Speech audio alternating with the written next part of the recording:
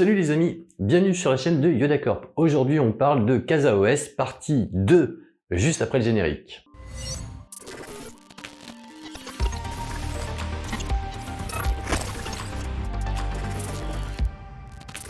C'est Fabien de la chaîne Yoda Corp. Sur cette chaîne on parle d'informatique au sens large du terme, de logiciels, de DIY, d'imprimantes 3D, etc., etc., etc. Et aujourd'hui, on parle de CasaOS partie 2. La première partie, je vais vous montrer comment l'installer sur un système virtualisé. Aujourd'hui, on va parler surtout de l'utilisation de ce système, tout au moins de cette application. Et puis, éventuellement, si cela vous intéresse, je ferai une partie 3 pour l'installation éventuellement sur un Raspberry et puis aussi sur la possibilité d'installer directement des applications qui ne font pas partie du Play Store de CasaOS. Je vous montre tout ça en images, c'est parti. Sur compte, il est possible donc de se déconnecter ou alors si on clique sur le petit bonhomme, on peut modifier son nom et modifier son mot de passe. Ici, ça permet d'accéder au terminal, donc de se loguer en SSH et à côté de voir les journaux. Et entre les trois petits traits, c'est donc les paramètres. On peut mettre le moteur de recherche que l'on veut. Moi par défaut j'ai mis Google, mais il est possible de mettre soit Bing ou soit DuckDuckGo.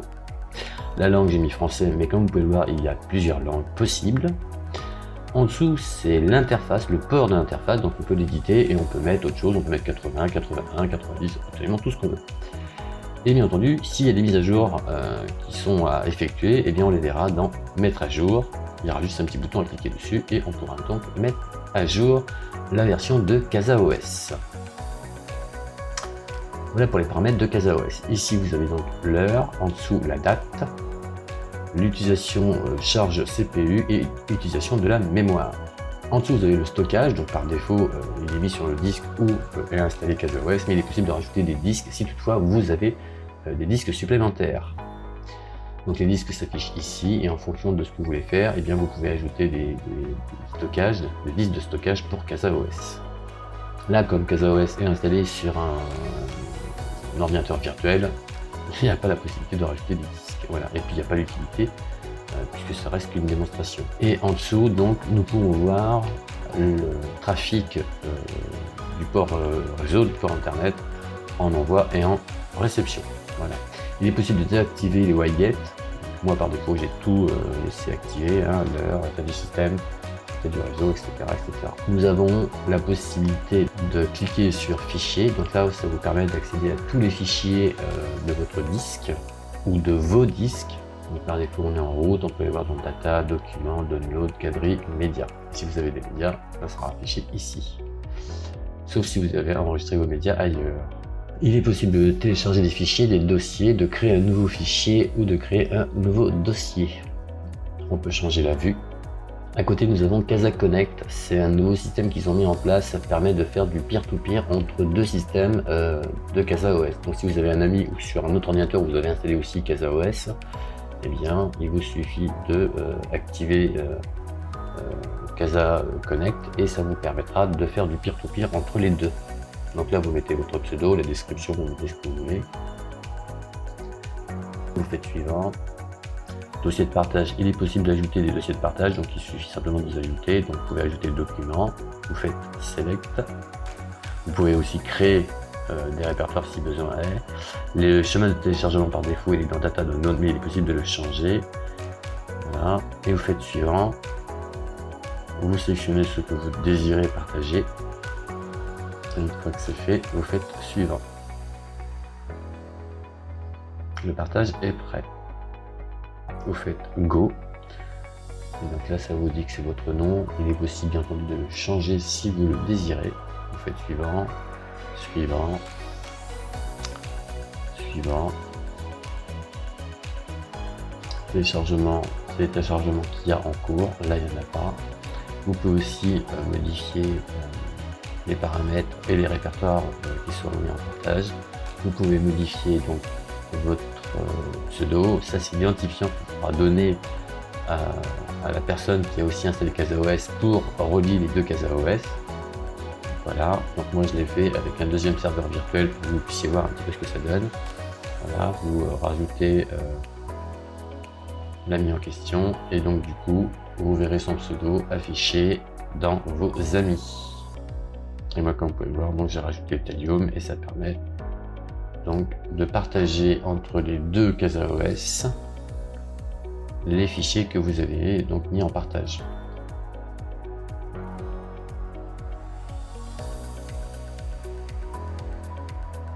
Voilà pour la partie Casa Connect.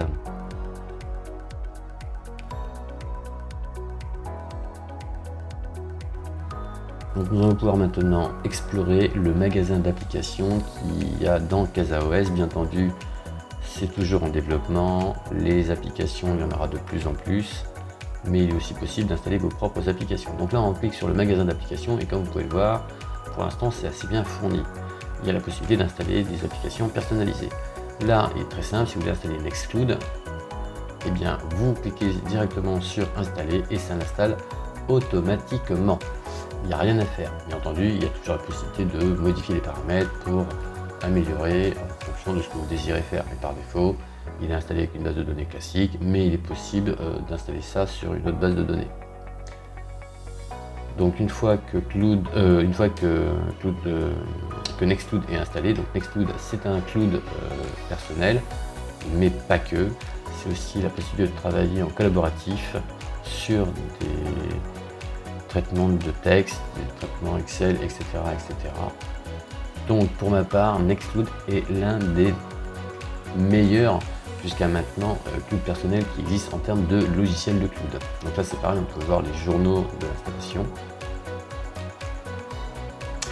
Une fois que c'est fait, vous cliquez dessus et ça vous permet directement d'accéder à Nextcloud. Il suffit de mettre simplement, donc là ce sera SQLite par défaut, mais il est possible de mettre MySQL ou MariaDB ou PostgreSQL. Par défaut, on va laisser SQLite. Si vous voulez mettre autre chose, il faudra d'abord installer MariaDB ou MySQL pour pouvoir le mettre dessus. Donc là, on laisse tout par défaut. On met un login, un mot de passe, le login que vous voulez et le mot de passe que vous désirez. Vous faites installer, ça installe cette fois-ci Nextcloud avec les données que vous venez de mettre, login, mot de passe et base de données. L'installation prend un certain laps de temps. Une fois que c'est fait, vous rentrez les logins et mots de passe pour vous loguer. Là, c'est l'écran d'accueil, c'est 100% open source. Vous avez la possibilité d'aller télécharger l'application desktop pour Linux, Mac et Windows. L'application, bien entendu, Google Play ou Android. Et en fonction, vous pouvez le télécharger sur Google Play, Android et puis App Store pour iOS. Donc voilà. Vous avez la possibilité d'accéder directement aux fichiers de Nextcloud. Les fichiers PDF se lisent relativement assez simplement. Vous cliquez dessus et ça permet de les lire. Pareil pour les fichiers vidéo, audio, PDF. Et bien entendu, il prend, donc là en termes d'images, vous pouvez voir toutes les images qui s'affichent. Vous avez aussi la possibilité de voir les fichiers ODS, ODT, MD, etc., etc. Ça prend tout en charge. Si toutefois il y a un bug et que ça ne le prend pas en charge, je vous invite à désinstaller Nextcloud et de le réinstaller. Il est possible lors de l'installation qu'il y ait eu un problème. Moi c'était mon cas, il y avait un petit problème. Voilà, il suffit simplement de le désinstaller, de le réinstaller et le problème sera corrigé et tout fonctionnera parfaitement. Et donc du coup, quand vous cliquez sur un fichier, quel que soit le fichier texte, que ce soit du Word, du MD ou que sais-je, eh bien vous l'avez directement comme ceci. Vous pouvez l'éditer, le modifier et l'enregistrement se fait en temps réel. C'est-à-dire que tout ce que vous rentrez à l'intérieur, c'est automatiquement sauvegardé. Pareil pour les PDF. Et bien entendu, pareil pour les points doc, qui est donc le fichier Word. Donc là, tout est éditable, modifiable, et l'enregistrement se fait en temps réel. Voilà un petit peu pour ce qui est de Nextcloud de base. Il est bien entendu possible de rentrer dans les paramètres, informations personnelles. Je vous laisse vérifier et regarder un petit peu ce qu'il en est. Il est très bien fourni, il est très complet. Il est aussi possible de modifier au niveau administration, d'installer des nouvelles applications via Nextcloud. Alors je vous montre un petit peu toutes les applications qui sont possibles d'installer directement avec Nextcloud. Il y a Collab Office, c'est comme Microsoft Office mais en collaboration. Donc voilà, il est aussi possible de créer des salons pour pouvoir faire des visioconférences en salon. Donc concrètement, si vous avez une bonne connexion ou si vous installez CasaOS sur un VPS ou sur un serveur dédié, vous installez Nextcloud et à partir de là, vous pouvez créer des salons où vous allez pouvoir faire de la visioconférence audio-vidéo en salon visioconférence via Nextcloud. Voilà, il est possible aussi de rajouter des widgets, météo, etc., tâches à faire, planning, Google Agenda, Google Calendar, etc., etc. Il est très bien fourni. Je vous invite à aller voir Nextcloud. Tous les liens sont dans la description pour voir un petit peu l'étendue et la richesse de ce logiciel. Suite à ça, il est aussi possible d'installer des serveurs de stream vidéo. Donc il y a Jellyfin et Plex. Beaucoup utilisent Plex et beaucoup d'autres personnes vont utiliser Jellyfin. Donc il y a une communauté qui vont préférer Plex et une communauté qui vont préférer Jellyfin. Il y a aussi la possibilité d'installer encore d'autres logiciels de streaming. J'en parlerai ultérieurement si toutefois cela vous intéresse. On peut donc installer Plex. On peut aussi installer Jellyfin. Il suffit simplement de mettre continue en arrière-plan et vous pouvez cliquer sur d'autres logiciels que vous voulez installer, notamment Home Assistant qui est un Home Connect pour avoir une maison connectée. Donc une fois que tous les logiciels sont installés, eh bien, vous pouvez vous connecter directement à Plex. Pareil, tous les liens seront en description par rapport au logiciel que j'ai installé, que cela soit Plex ou Jellyfin. Les deux sont bien. Moi j'ai une petite préférence pour Plex, mais Jellyfin est très bien aussi et il est très fluide. Donc voilà, là c'est l'occasion de pouvoir le tester. Alors là, moi dans ma démonstration, j'ai pas mis de film ou de série. Vous pouvez mettre quelques films, quelques séries, et cela vous permettra un petit peu de voir un petit peu l'étendue de ces logiciels et de choisir celui-là qui vous plaira le plus.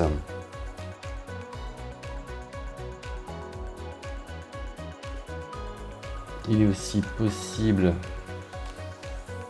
donc d'installer Home Assistant et Home Assistance, donc c'est pour avoir une maison connectée. Donc là pareil, vous suivez de base tout ce qu'on vous demande.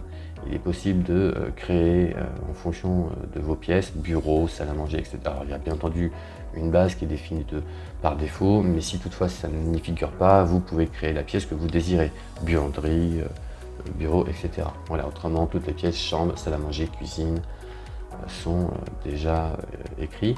Et par défaut, il va rechercher en Wi-Fi déjà tout ce qu'il y a sur mon réseau. Et donc, comme vous pouvez le voir, sur mon réseau, eh bien, on voit mon Epson qui est connecté, Sonos, Bose, enfin c'est mon enceinte Sonos qui est connectée. Il est possible de raccorder Spotify pour gérer la musique. Mon Synology router qui est aussi reconnu. Et tout ça c'est fait automatiquement. En fonction des appareils que vous avez, vous pouvez les rajouter par la suite s'il ne les a pas détectés au départ. Mais tout ce qui est branché en Wi-Fi, il le reconnaît systématiquement. Vous allez voir que la liste est relativement assez longue en ce qui concerne les composants d'une maison connectée. Et là, de par défaut, il a reconnu donc mon imprimante avec l'utilisation des couleurs qu'il y a dans mon imprimante. Donc c'est pareil, Home Assistance est relativement assez bien foutu, il est assez puissant. Je ferai une vidéo directement sur tout ce qui est logiciel pour les maisons connectées parce qu'il n'y a pas que celui-ci qui existe, et je ferai un comparatif complet par rapport aux divers logiciels en fonction des maisons, enfin des logiciels de maisons connectées. Voilà.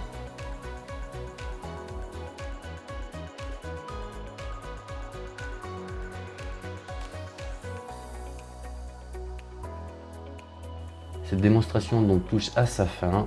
Merci d'avoir regardé cette vidéo.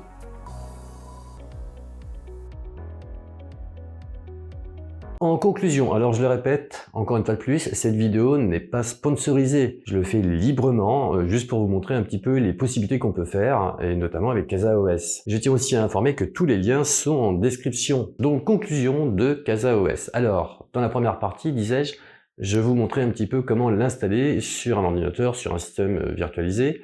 Eh bien, dans cette partie 2, je vous montre comment utiliser les applications qui font partie de la Play Store. Encore une fois plus, je l'ai dit à de bon nombre de reprises et je le répète, ce système, cette application CasaOS, il est encore en cours de développement, donc on peut imaginer qu'en version finale, il sera encore plus riche en termes d'application, d'ergonomie, etc., etc. Et puis bien entendu, une fois la version finale, il continuera encore de se développer, j'ose l'espérer. Ceci étant, il est tout jeune, il fait déjà pas mal de bruit autour de lui, je trouve que c'est un bon système, tout au moins une bonne application. Pour ma part, je l'utilise déjà depuis plusieurs mois, je trouve cela assez intéressant. Il est très facile à mettre en place, c'est très facile d'installer soit un Plex ou soit D-Link pour du streaming vidéo. Il est très facile aussi d'utiliser Nextcloud. Alors Nextcloud, on le présente pas, tout le monde doit connaître, mais si toutefois vous connaissez pas, dites-le moi dans les commentaires et puis je vous ferai une vidéo sur l'utilisation de Nextcloud au sens large du terme, parce qu'il y a une foultitude de possibilités de faire avec Nextcloud. Encore une fois de plus, Nextcloud ne fait pas partie de CasaOS. C'est un logiciel tierce qui est intégré à CasaOS. Donc, conclusion, je trouve que cette application mérite sa place dans le top 10, dirais-je. Il est gratuit. Personnellement, je ne vois pas de défaut pour l'instant. Il y a la possibilité aussi d'installer ses propres applications. Il est possible d'installer des applications directement via Docker. Si ça vous intéresse, dites-moi aussi dans les commentaires. Je ferai peut-être une partie 3 sur la possibilité d'installer des Docker qui ne font pas référence au Play Store qu'il y a dans CasaOS.